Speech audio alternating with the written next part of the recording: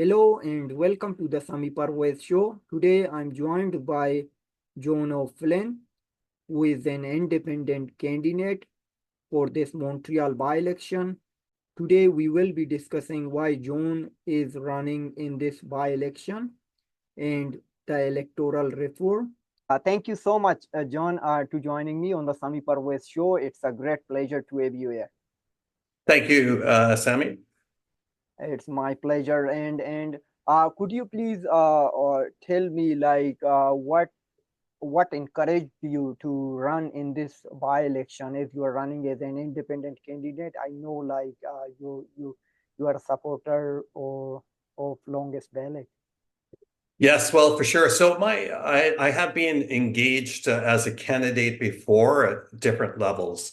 My first time ever engaging in an election was in British Columbia, and I ran provincially for a small party, and I did that on two different occasions with two different parties in Vancouver, Kensington.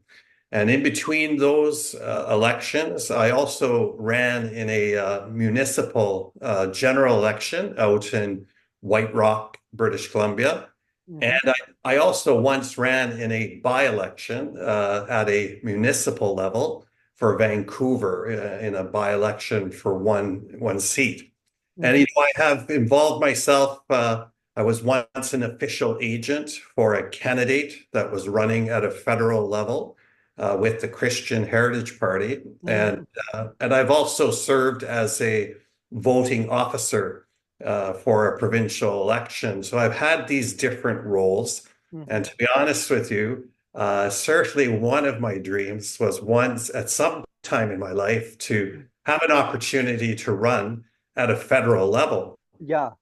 And I had noticed that the longest ballot committee, that there had been these efforts in most recently there at Toronto St. Paul's. And it caught my attention for sure. Yeah. And certainly when I kind of took time to understand what the purposes were, it certainly said to me that maybe there might be an opportunity if the longest ballot committee was to do so. And as they have done for LaSalle, Imard, Verdun, inviting and facilitating Canadians across the country, certainly this opportunity to be a candidate, to stand as John Francis O'Flynn, and to be actually in a city that is of some importance to me too, because my father was an immigrant from Ireland. And he came to Vancouver as a 19-year-old in 1953. He stayed in Vancouver for about 5 years, and then he went back to Ireland, and he met my mother, and they got married in 1961.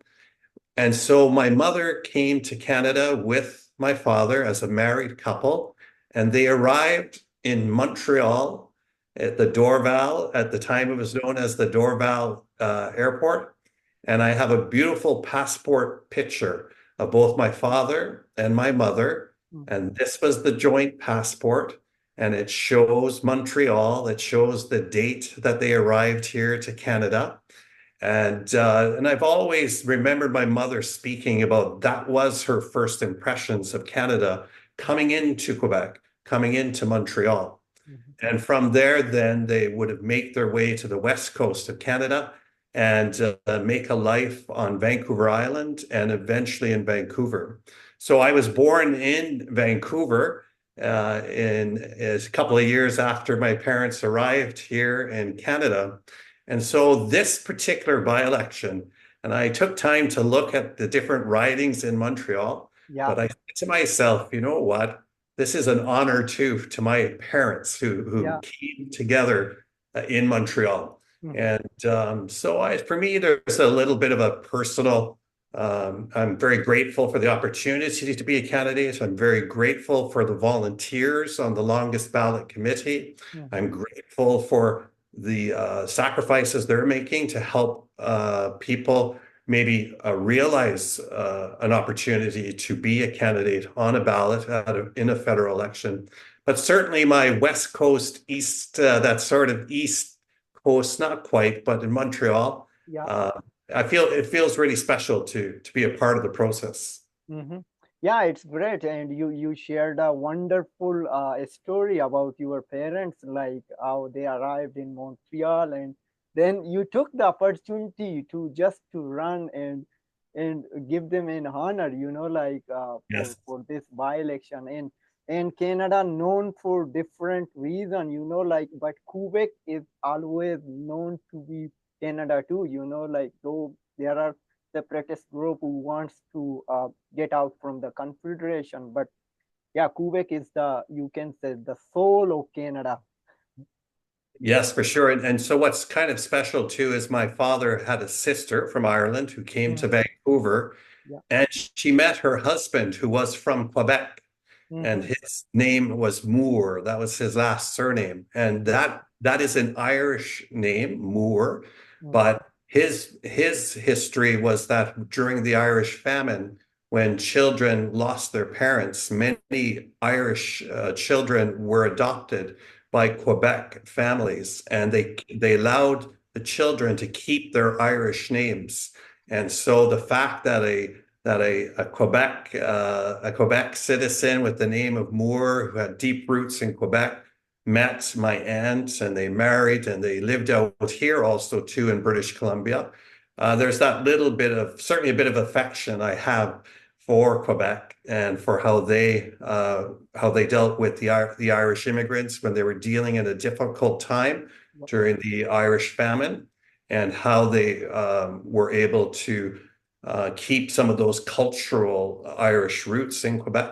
Hmm. And so certainly from Vancouver, I've always had an appreciation for the people of Quebec. Hmm.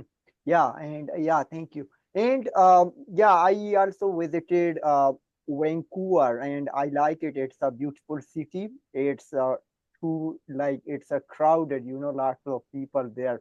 But when I was living in Saskatoon, so it was, I lived in Saskatchewan for 7 years. Then I moved in Ontario back in 2022. But it means that time when I compared it to Saskatoon versus Vancouver, so there are too many people and huge traffic, but when I came here in Kitchener, so it is completely different than what's in Saskatoon. And also I liked Vancouver. It was beautiful. We went to a picnic point, like in I don't recall that uh, I don't, sorry, I don't recall that place name, but it is like it is not a beach, but it is like there is a water. Um, what do you call Yes, it? well, there's the famous Stanley Park in Vancouver, but yeah, the beaches there, Jericho Beach, Kitsilano, certainly with near the city there are so many beautiful places. And I think that being on the West Coast, one of the things that kind of makes kind of interesting for me about being a candidate is that I do have a son that's attending university in Nova Scotia, and Mhm. he's attending Acadia University. And I've had a couple of opportunities to go to Nova Scotia, which is one of the sort of the first colonies, I Yeah. think, of Great Britain, Mhm. and to learn about the Acadians and the French that were present in Nova Scotia. And so when I've gone to visit him, certainly this country is such regional broad breadth of culture and community. You speak about Saskatchewan, and so one of my best memories is going to the Saskatchewan Roughriders game Yeah. versus BC Lions, and being in Regina and being in Saskatoon and getting an appreciation for the people of the prairies. I Yeah. think for us in the West Coast, we live in a very beautiful part of Mhm. Canada where Yeah. as you know, the culture, or sorry, the climate is mild and a bit of a rainforest, and yes, we can go golfing and go skiing and go Mhm. boating and doing a whole load of things. Yeah. But for me, about Quebec, another thing that I've set foot in Montreal. Yes, I've landed in the airport, and I've been going across the country. But I do remember going into Hull, Quebec, which is on the border of Ottawa, and taking advantage of the social life there in Hull, Quebec. But yeah, it is a country of such wonderful peoples, and so the different people that come from the different countries that make up this Canada.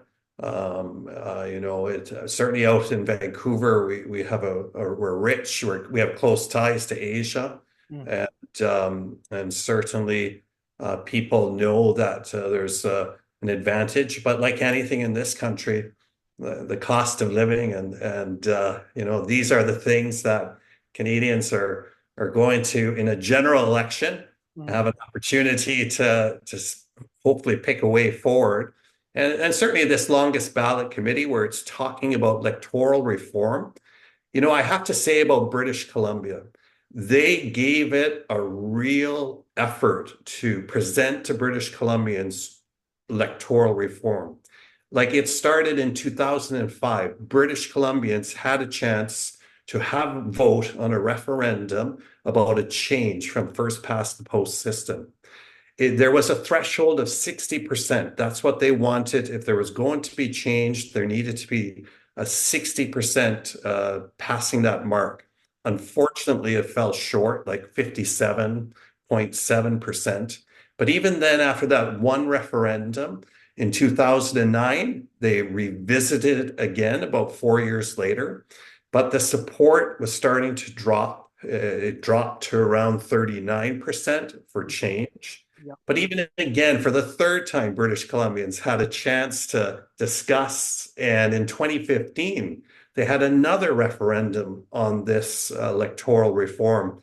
And it was about the same, about 38, 39% of British Columbians were open to change from first past the post. I think for me, there was a promise made by the Liberal Party in 2015 that this would have been maybe the last election by first past the post. They did do a study and they did come out, their committee came out like the next year in 2016, and they put forward a recommendation that Canadians should have a chance to have a vote on proportional representation. But only months later in 2017, the government walked away from the whole thought of having a referendum. And so for me, I think that was they just didn't want to allow the citizens and allow the conversations to happen across this country. Like it's great that maybe British Columbia had fantastic conversations, and give them credit. They gave citizens a chance, but definitely the reason why there's so many of us, and as of this moment, I think you and I realize there's about 76 candidates. I think that's the number. We know that the nominations will close on Monday, I think. And we'll know. I mean, there are about 11 candidates that represent parties, and they're running, so good on them. And then all of us that have no affiliation, that are independent, that come from across this country, we want to say to Canadians that we would like the next government that forms here at the national level, that they go back to that special report that was produced shortly after the 2015 election, and to follow through. And let's have those conversations in all the provinces about the openness to Canadians to something like proportional representation or a single transferable vote. This first past the post system, it works perfectly if you have two parties. It's perfect. But I think Canada could have a healthier way of having conversations and good governance and good leadership in this great country of ours. Yeah, you are absolutely right. But British Columbians, I don't know why they stick to what is there. Like you mentioned, like they had like 3 referendum, but they missed it. First one they just missed it with 3 points. But other two, it seemed like they changed their mind. But the other thing is this, like as everyone knows, and you brought it up, like Justin Trudeau promised it would be the last post ballot election, but suddenly he changed his mind. What Mario Stocco, who is also an independent candidate from Waterloo, he was there on my show. He said that it means Trudeau promised, but then someone maybe advised him. So if you change the electoral reform, so you will never ever form a majority government. Like this is a common sense. So if you if you got elected, so why are you going to change the rules, which could make it difficult for you that in near future you for making a majority, for getting a majority or getting elected. Yes, yeah, for sure, for sure. And you know what? It's I'm a I'm a high school teacher, and I love in my social studies classes with my students looking at the different types of ways that countries conduct their elections and how they come to the leadership, and they examine the different ways countries. There's fewer and fewer countries that have first past the post system. So it's important for the students. But in the meanwhile, for my students, it's important that the students are participating and learning about the different candidates, the different perspectives. One of the most important things for me as a teacher is bringing in those candidates. Many of them sometimes are very humble people who came to this country as working in very low income jobs, and 20 years later, they're looking to give back to their communities. I've had municipal candidates, and I've had provincial. We will be having a provincial election here in British Columbia on October 19th, and I will be inviting those North Vancouver candidates to come in and meet the students. I've had a cabinet minister and my member of parliament come into my classroom so that they can share all those things that they can share in that role that they play when they're supporting the prime minister. Those cabinet ministers have to be loyal. They have to support all the decisions. But how great it is to bring them in, give exposure to the young people, because at the end of the day, we need them to participate in the process. We need them to know who the candidates and the parties are, understand where they are on the spectrum, and to take action when they're 18 and 19 to get in and cast ballots. And so I like to have student vote. We make sure that the students themselves will receive ballots of the actual candidates in the city of North Vancouver.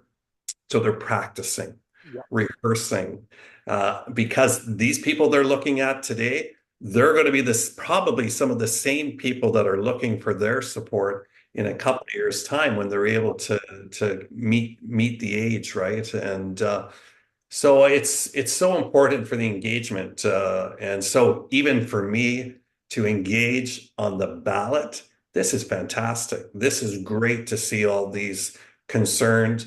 And really, they are all the candidates are people who are taking a risk, who are wanting to share a perspective, and all of us are equal on that ballot. And yes, some candidates will have a party name behind them, but it is the name of that person that has gone through the process, has made the application, has made the qualification to be a candidate. What an honor, what a privilege to be on that ballot, and let the people then select the person that they wish to do. So it's exciting. You do not need to be living in the riding. You could be anywhere in this country, and you're putting your hand up and you're saying, yes, I could be a voice and represent a perspective of the people of the riding that I've been elected by, and try to serve them and help them. And those of us, I like to believe that many of us whose names are on this ballot are good people of service, community-minded, have perspective and opinion, and I commend them all, every single person that's on this ballot, to present themselves as an option. Yep. And yeah, and thank you. And you are doing a great job as a teacher to bringing elected official and those candidates to come in your class to share those can share their views, like about their experiences to the young kids who will may become the next maybe elected official, or maybe one of them could become a prime minister in future, like if they have those ambitions and goals. And yeah, we all are people, those are on the ballot, those names are on the ballot, all are people like us, like. And yeah, and everyone has an opportunity to run for an office and to get elected. And but as we see, I need to ask you, like, is mainstream media playing a critical role for it means getting those major parties candidate elected, unlike French parties or independent candidate? Like if a major party like Liberal, Conservative, or NDP, their candidates, whenever they get nominated, so it could be a breaking news or maybe a headline of the newspaper. Like when Justin Trudeau nominated, which was called like handpicked by Justin Trudeau, the LaSalle by-election candidate. So how do you see how much mainstream media is playing a role for the major parties? Well, yeah, some parties are sexier than others, right? And so when it comes to the media, they're looking for what will capture attention and capture eyes, and the controversy and the challenges that some of the major parties have. It's for them, some of them, of course, are receiving. Some media receive taxpayer dollars too, and so they're being tasked to follow and to record and chronicle Canadian events, and to in keeping track and trying to be objective with their journalism. And so it's not an easy task for some of the media, because to be truly independent, to be truly feeling comfortable to ask questions of parties and candidates. That in itself, for some media, that takes only some of them are brave enough. Some of our media, some of the journalists are brave enough to ask those questions that are go against maybe the preferred narrative or the preferred policies. Yep. In a by-election, there's maybe there's some attention to this by-election. Certainly, we know there's a general election. We know that it's going to get called at some point before October of 2025. We know British Columbia is going to have theirs in October. So this is the thing. The Prime Minister, he has to, at some point, has to make that decision when to call that general election. We know the major parties are busy filling up the different constituencies with often their appointed candidates. It's not sometimes. I just sometimes feel that some of the larger parties, there are many Canadians they do not want to have as a member.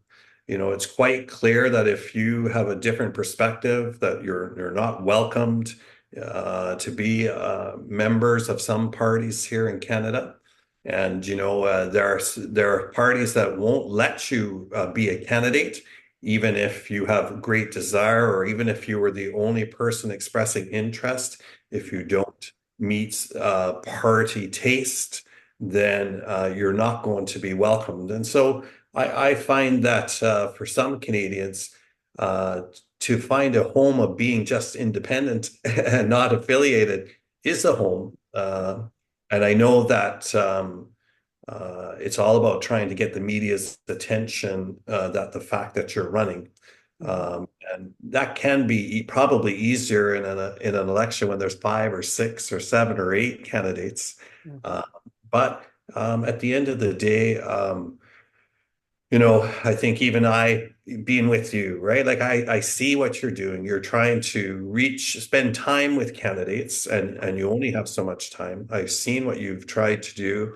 And for me, I have found it just great to kind of understand other candidates that you have been interviewing just to get a perspective of where they're at. And they do vary on their perspectives. And I love it because you're just trying to introduce what you can do in the time that you have available to you.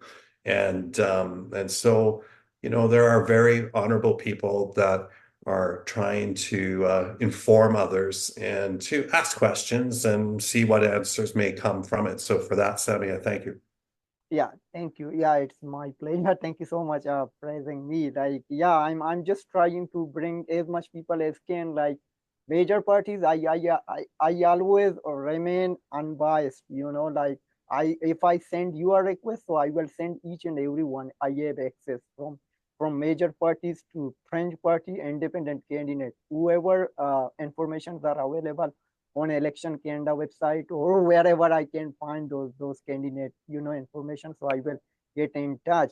And yeah, and with respect to like we have lots of candidate. What Donna once said, they have lots of opportunity. Like you should not go with just one or two. You have lots of opportunity. Whoever you want, you can pick them up, anyone you would like to. This is but if may I ask you, is the longest ballot is just targeting liberal safe seat? The targeting the liberal candidate, are you asking that question? Yeah, liberal like candidate or liberal safe seat, like this LaSalle seat has been a liberal since 2015. Like we also have another by-election in Manitoba, in Winnipeg riding, but no one is it means longest ballot is not putting much attention there. I'm just frankly asking. Yeah, for me, like when I was learning a little bit more about this part of Montreal, like it was my understanding that a former prime minister Yeah. uh, came from this area, former Prime Minister Paul Martin. Yeah. I was aware that David Lametti, a former an MP of some note and who had been serving in cabinet, had been in this role too. So it is quite clear that this part of Quebec, for the citizens here, they have been used to having very high profile members of parliament representing them. And like anything, too, the people now are at a point in 2024, and they know that this is just a exercise here for those who probably are going to run again in the general election, possibly, that they'll represent themselves again when it comes to the general election. But it does give an opportunity for candidates from the other political parties to get a voice out there and then good practice, and Yeah. then to be able to do it again Mm. when that general election is being called. And certainly for myself, I know that this opportunity that I have may not present itself for me in the general election. But you know what? It has given me a little bit of courage that if I want to do this in British Columbia, if I want to run as a candidate, I've had some practice here for the first time to get ready to meet the qualification to be a candidate, and that I could do it again. And I could do it, sure, where I live in British Columbia or anywhere else that I might have interest in. So it's to me, this is just engaging many people. This is a great opportunity for everybody that's on the ballot. And I think there are people out there that say it to themselves with this, with the good work being done by Thomas and Kieran there from the Long Ballot Committee, and the way that they've made this happen. I just feel that this has been a teachable moment, and that I've been a student, and wow, I can maybe let others know that yes, you can. It is possible you can get there. But I have to admit, there was great work done by the committee to make sure that we had the nominating signatures, right? To make sure that we had people in the writing, and God love them. Everyone that signed to give me a nominating signature, thank you, because in many ways you're saying, I may not yet vote for you, but the fact that you have an interest and wanted to be on the ballot, yes, I'm going to help you get on the ballot. And so those 100 people, thank you for giving myself and the others a chance to get our name on the ballot, because these are good people that will nominate, help you to get on the ballot. They may not vote for you, but thank you all the same to them, right? Yeah, thank you. Yeah, it is a great opportunity. It means more people are coming together, like getting also experience to run in the maybe in the next election. Uh, Yes. and uh, like we know like UK Farage, who is I don't know which party now. I forgot the party name. Uh, so he got elected for the seventh or eighth time. Uh, so it does not mean you can get elected for the first time, but if you keep running, maybe once you can get elected. Well, and so one of the things is I keep in mind that first and foremost, as a teacher, you're being of service to you're trying to encourage your students to take risks and to ask the questions and to dig in a little bit. I feel like when you're running as a candidate, you're taking risks. You got to dig in a little bit to get a sense of the lay of the land. I think that. For me personally, I have been in a number of elections. Maybe in one municipal election in the city of White Rock, I did very well. Got maybe 1,000 or so more votes. Just missed out getting elected by maybe 80 or 70 votes. I've also ran where I had very few votes, but you know what?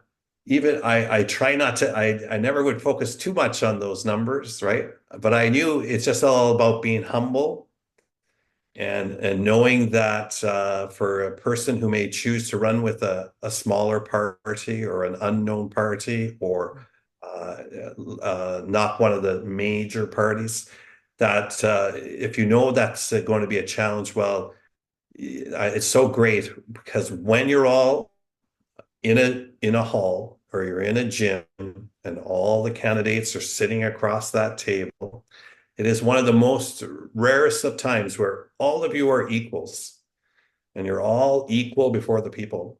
And you give your perspective, you have your debates, and there is respect. Like I can tell you that in every election that I have done municipally and provincially, I always felt respect by the other candidates, generally speaking, because they know the risks and the sacrifices that they're making. And so I've always enjoyed those moments. Like I have ran against the Premier of British Columbia, a former Premier of British Columbia, Ujjal Dosanjh, and here we are at the same table and we're speaking to the issues and having our very different perspectives, right? Yeah. But to be in that room to take part in the process. And so these running for one seat. I once was on a ballot of 15 individuals looking for one seat on the Vancouver City Council. I came fifth. I was delighted. Wow.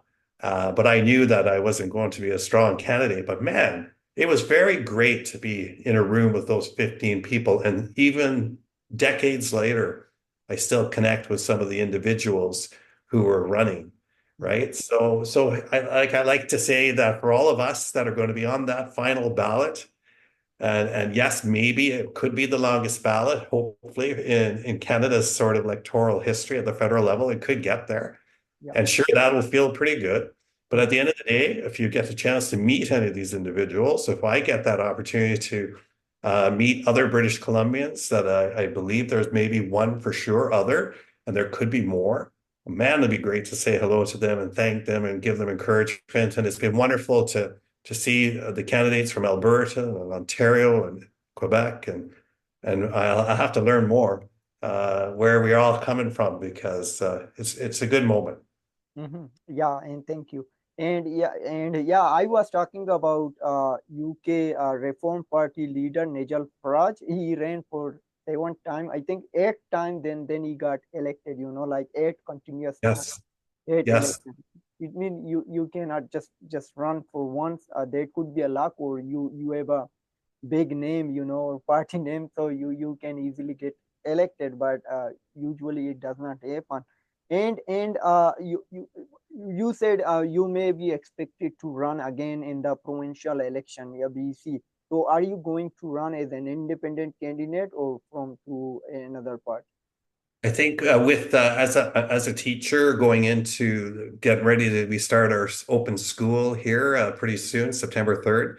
And so provincially, I won't be involved, but what I will be doing provincially is going after every candidate that's running in the city that runs for the North Vancouver riding. And Mhm. that includes a cabinet minister, provincial cabinet ministers. But my goal is to get every candidate that makes an appearance before my students. So that the fact is that I want that's going to be my role is to get those candidates in, have them answer questions, share reasons why they should be considered in October 19th.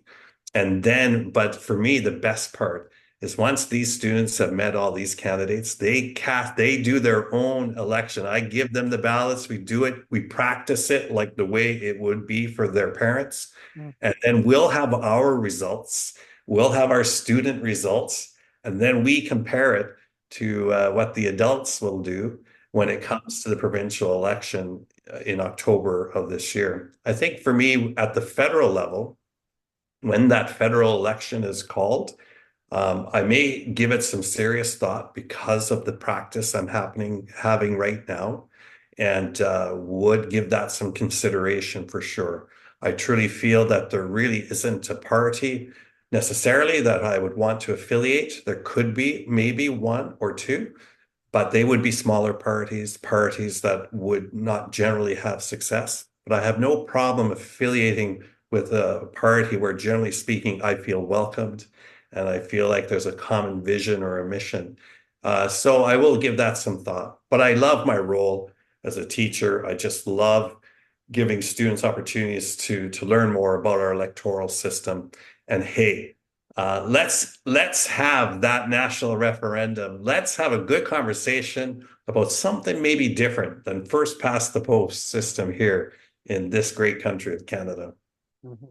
Yeah, and thank you so much for being a teacher. Like teachers always play a great role for making great students who could be tomorrow's leader. And and so how do you see this longest ballot is going to make some impact? I know, like there are some talks are going on, like in media it is getting coverage, but we are not hearing from anything from party leaders. And we according to polls, it is expected the next prime minister would be Pierre Pouliot, the leader of the Conservative Party. And he's not talking about anything about that. He's just asking, he's just saying, like x the tax, or x the carbon tax, x the defund the CBC, build houses, and it means lower the crime rates or cost of living. He's talking about those things, and we are not hearing anything with respect to electoral reform. So what do you predict? Would we see anything from them to change it?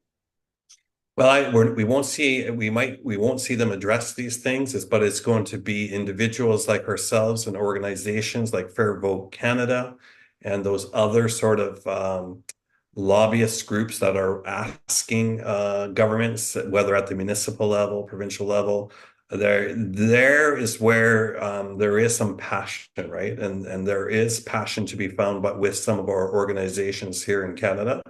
And I think that when this large number of individuals that are engaging over the last couple of elections, it'll have to be upon us to want to bring this to the newly elected MPs that will happen at our next federal election, that taking it upon some individual connection with the newly elected members of parliament when they do arrive, and if it is the majority, if it happens to be the Conservative Party, well, possibly your MP may be a Conservative, but then that still, you approach that person, if you have an NDP MP, you would approach that person, bringing them to mind about the work that was done by that select committee there in the late 2016 that examined and made a recommendation that a referendum be given. And can we remind them that we feel that British Columbians had a chance, and there may have been other Canadians that had a chance to have a voice on this? Would you work or be open to revisiting, have a read of it, and possibly bringing it forward? It can be done by petition, right? Canadians have an opportunity if they wish to make a statement, petition asking for the government to consider an examination of such. Our members of parliament will do that for you. So local citizens signing, encouraging, these are things, small things that citizens can continue to do. And for those that are members of the larger political party and are open to electoral reform, identifying who they are and seeing if they can also echo some of the goals. I do believe that I think the governing party for the last number of years, the Liberal Party, there have been individuals, there have been some openness to it, but at the end of the day, the Prime Minister and his cabinet make their decisions about what is a priority. And so if perchance our election results are very unique and that maybe it's a minority, it'll be interesting. We expect a majority, but who knows what the people will do? People of Quebec, who will they focus on in the next general election, right? And British Columbia is always a unique place too. So I think just being open, encouraging, and positive, these are important things that the future members of parliament need to see from citizens like ourselves and from those organizations, always trying to keep in mind what we think is the better governance for this country. And electoral reform, I think, let's have the conversation. Mhm.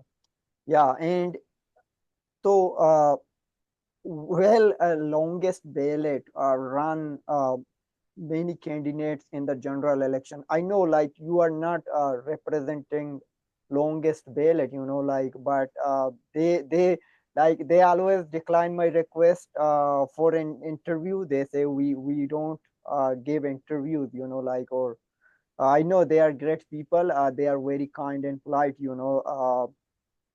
whoever is behind a longest ballot, but they refuse. But I'm just frankly asking to you, like, will there be a longest ballot, or will the longest ballot run as many candidates as they're running now in the general election? I think what needs to happen is that the large number of us that are on the ballot, we need to run again in our own unique ridings. Mhm. I think we have to be encouraged to be independents in the upcoming general election. If there's 80 of us, 70 of us, 90 of us, and we can find maybe half of us find ourselves running in the next election, then it will be something that will be talked about, because you as an independent will have one or two things that are important to you, and that's how we will continue to have a bit of an impact in the conversation. All of us, most of us, need to run again and maybe run in our own ridings so we can have that conversation. For me, for Donovan, for Mario, they continue to run, and so they can keep talking. This will be the way forward. Mhm. Yeah, it is great. Like, yeah, now those folks need to run from their own riding and show that we also run in our own riding. Donovan already confirmed to me that he is going to run in the next general election from his own riding. Uh, I think under Rhino Party, so which is a member, but is running as an independent candidate. Like Rhino Party leader is Sebastian. Yes. So he's also running. He ran in Toronto, St. Paul's, and also he's running in Montreal too. Yeah, and that is good because the parties I see there's 11 or 10 or 11 running, and those that might make it a part of their party policy, but electoral reform, that's good to identify those parties. And if if any of the candidates that are running as independent feel that there is a party that kind of represents them well, they should get involved. And but there's, you know what? It's just um, complete, completely great to think that people like Donovan and others will go out there, get those 100 signatures, get the all the paperwork done, Mhm. and then be and present themselves to their neighbors, right? Those that are who are neighbors and in their parishes and in their community, and say, I'm running. These are some of the things that are important to me, and maybe you might remember me at the ballot. And that's what we're asking. That's all I'm asking is when it comes to the election there in September, say remember, maybe you'll remember me at the ballot. Mhm. And if they Yeah. remember me, that's great. And I noticed that I think I'm the only one with an O apostrophe, and I believe I'm kind of right near to the Liberal candidate. So I know that if people are looking for the parties, they're going to see the Liberal candidate close to my own name. I am looking for all the Irish, how many Irish are running because of, I spoke of the Ireland and Quebec and then the French Canadians and that great relationship too.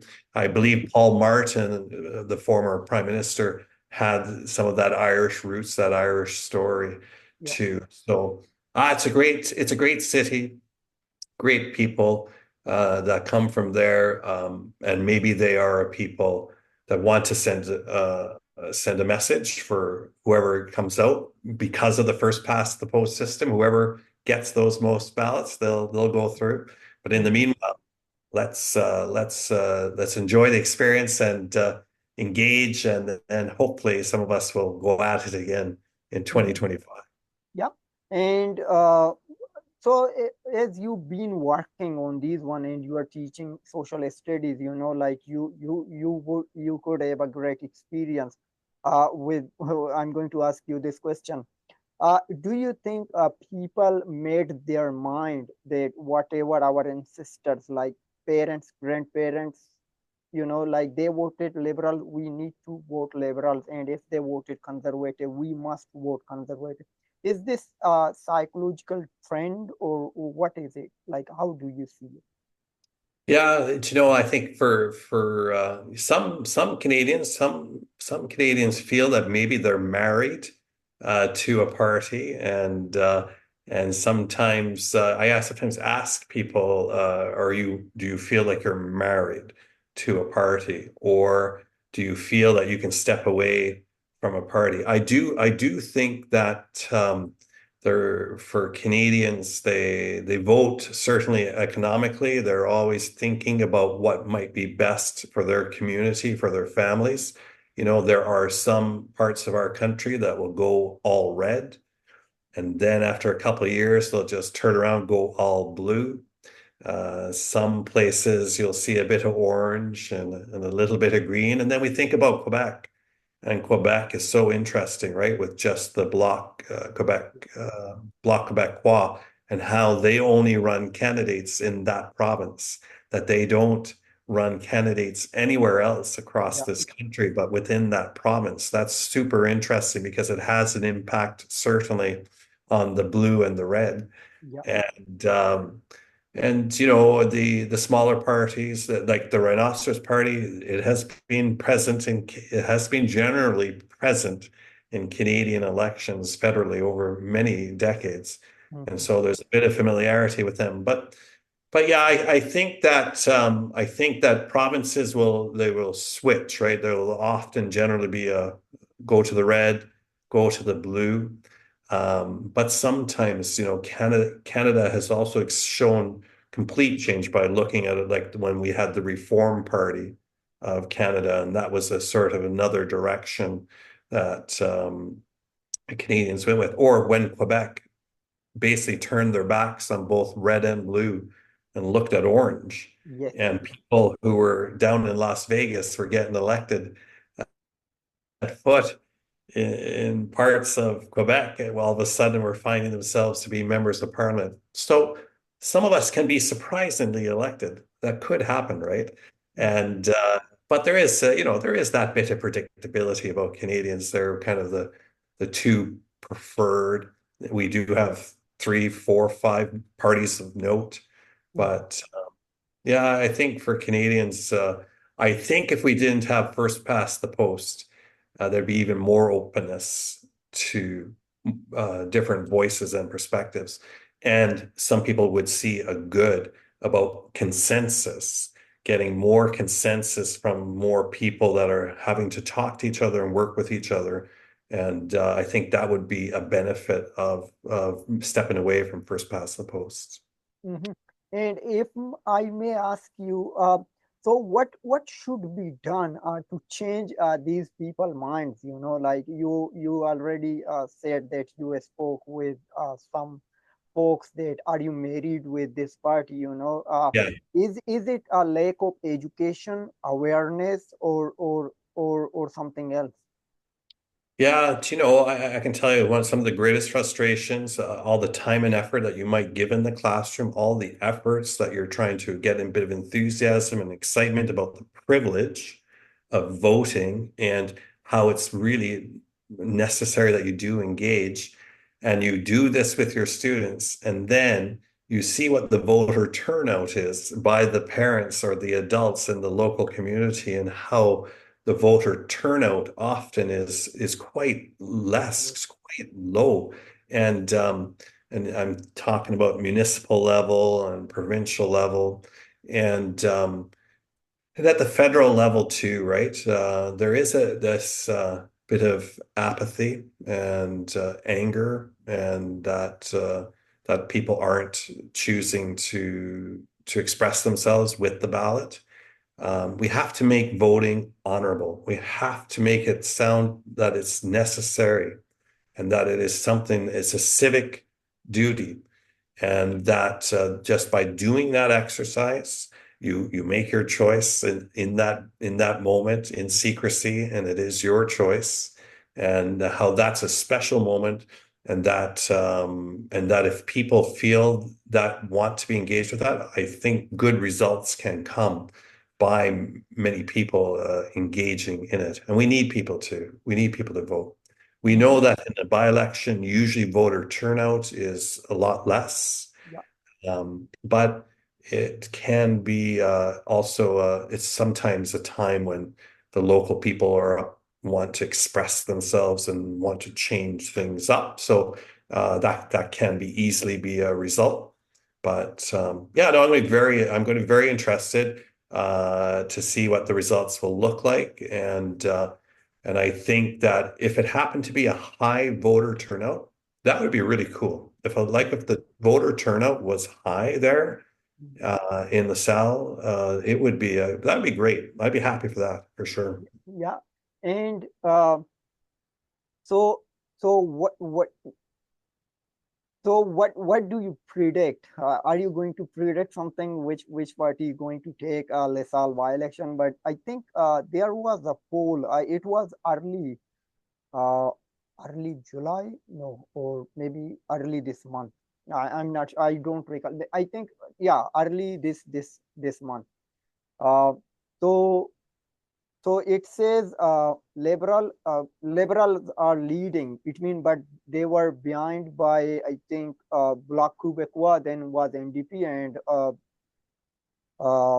conservatives were far behind. Liberal 29, Bloc Québécois 27, and NDP 25, and then conservative were around like 13%. Yeah, It I, was th I think Ministry research. Yeah, please. I think the Bloc Québécois, it's because I'm out in British Columbia. Yeah. I don't, that party has gone through sometimes from strength to strength, and sometimes it's gone and declined. Yeah, I think the Quebec people of Quebec, they're not afraid to show dissatisfaction. They're not afraid, and so for them to express themselves possibly with the block. That might be one of my first thoughts. Though I know that in the general election, there's a suggestion that it would be the Conservative Party.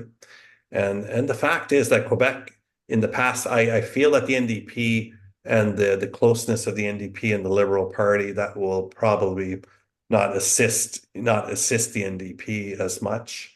But I'd be keeping an eye out for the candidate that's representing the Bloc Quebec Party. Yeah, and as you said, we know also that always the voting turnout is very low. Like Yeah. in by-election, it is too low, but in the general election, it is also too low. So, as a teacher, or as you have great knowledge about it, mean these election system. So what do you suggest? Should there be a mandatory voting? Great question, because I bring that question to the students too, right? What their thoughts might be. I would like I would be open to it, an expectation that one is doing their civic duty to participate in this democracy. I know there are some countries where a token fine might be given if you don't participate or show up. There are circumstances, of course, when people can't show up, and so we have to respect that. I think if a country is working hard to have mobile voting stations, the early voting stations, as many ways as possible for people to physically participate and place the X and to do that process. I think and I do believe that some of these Elections Canada or Elections BC, these are independent organizations. One of their jobs is trying to educate people to how to access the opportunity to vote. If you're traveling, how you can access it. If you're out of country, how you can do things in advance. So keep that coming. Just keep all that coming, that information, and keep it high. It's probably for me preferable that it's education and a sense of civic pride over penalty, but or some sort of a fine. And so I think that would be my preference, is to keep the educational side and be a role model, right? Uh, Make sure that you do participate, and that you tell people that you're looking forward to voting, and be positive about the experience. Yeah, for sure, you don't know what the result's going to be, but I think we can all say, "Hey, I'm going to be there. I'm going to get my vote in before in the morning, or I'm going to get my vote in before the end of the day," right? Like, we talk about it, and we make it feel like it's important to all of us. So we can do our part, and so that the young people can see some good examples. So the parents of these young people, they're the first teachers. Parents, be that positive role model, so your young ones will see what it is that you're doing. Bring them in with you. Let them see you go through the process, so that they can prepare themselves, and just keep that tone, right? To me, that's the best tone. Yeah, and I also worked as a deputy returning officer, so I also noticed many parents like brought their kids with them for the voting. Like as you said, like uh parents are uh, right teacher. Like first teacher, and they Mhm. should teach them. Yeah, and also like it was a great discussion with you. And do you have any message to LaSalle residents? Well, to those that are from that beautiful riding, first of all, participate. Don't be put off by the large ballot, but admire it. Have a good look at it. By gosh, just know, wow. The only way I'm going to see this ballot is if I show up and vote. So I want to see it. So knowing that that's going to be the case, I say you should go to that station and get her done. Admire the names, look at the different communities and cultures that all these people come from and the parties and the wonderful representation. So you're not going to experience, you need to experience that. So do show up, do vote. Don't be afraid to look at the O's, the O apostrophes. There's a good man there from the west coast of Canada, John Francis O'Flynn, who's very appreciative of your beautiful city. And if elected, it would be the greatest of honors, of course. So thank you so much. Okay, thank you so much, Mr. O'Flynn. It was a great discussion with you. You shared lots of as a teacher. So I was pleased to have a teacher in my show, and lots of like information you shared, and many things were new to me. Thank you so much, Sammy. Thanks for the great work. And I wish you well. And I look forward to listening to you with your future broadcasts. Yeah, thank you. Yeah, my pleasure. Okay, sure. Thank you. Yeah. Okay. Thank you so much. Thank you, Sammy. Yeah, my pleasure, sir. Thank you, and Yeah, wishing you very best of luck. yeah, thank you. Bye-bye now. Bye. Take care.